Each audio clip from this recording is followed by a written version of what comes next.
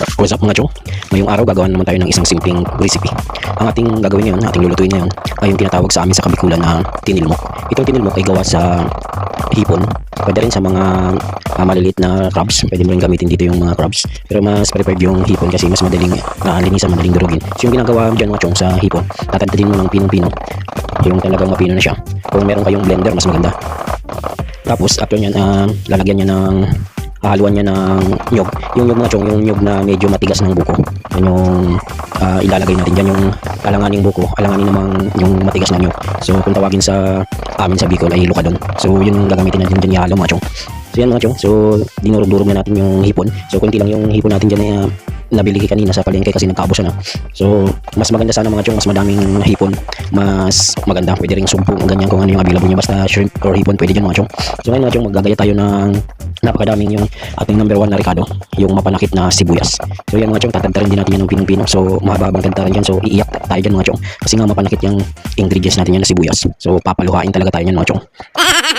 So yun nga, habang tinatagtad natin yan mga chong na ating mapanakit na sibuyas, tumutulo yung ating luha dyan mga chong, kasi mapapaiyak ka talaga, mas matindi pa sa iyak mo nung iniwan ka ng jowa mo mga chong.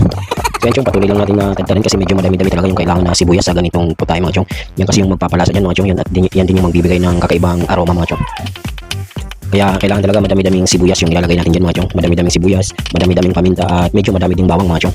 Yan yung mga main ingredients ng tinilmok na luto mga chong. Kung napapanood nyo ito mga chong, saan kayo napapanood nito at may idea kayo sa ganitong putay mga chong, dyan, especially sa mga Bicolano dyan, comment nyo naman dyan mga chong sa comment section ang inyong idea sa paggawa ng tinilmok.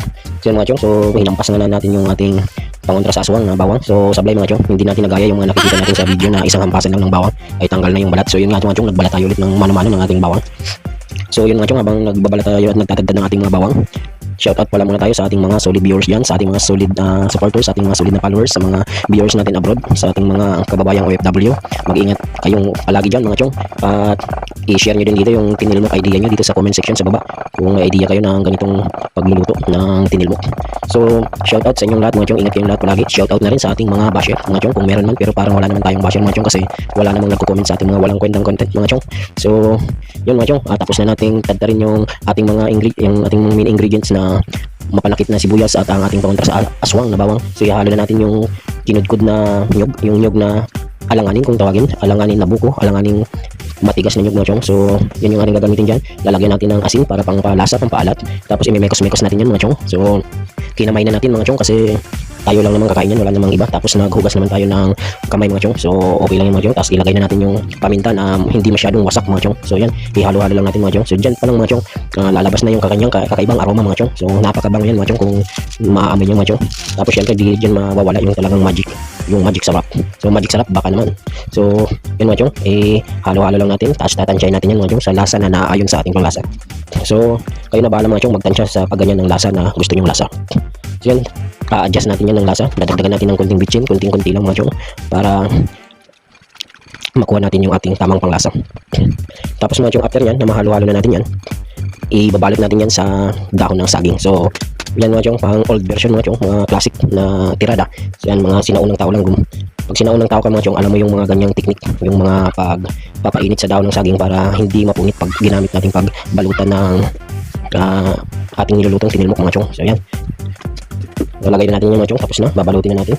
So ang ginawa ko nga din mga chong, sa una ay parang binalit ko ng parang suman, pero parang hindi ko kursunada yung itsura mga chong, kaya maya-maya papalitan ko na yan ng medyo pa triangle na balot para medyo maganda tignan at hindi basta-basta madaling makalas. So yun mga chong, binalot-balot na natin mga chong. Tapos after nyan may balot, ilalaga na natin yung mga chong, isasaing na natin yan.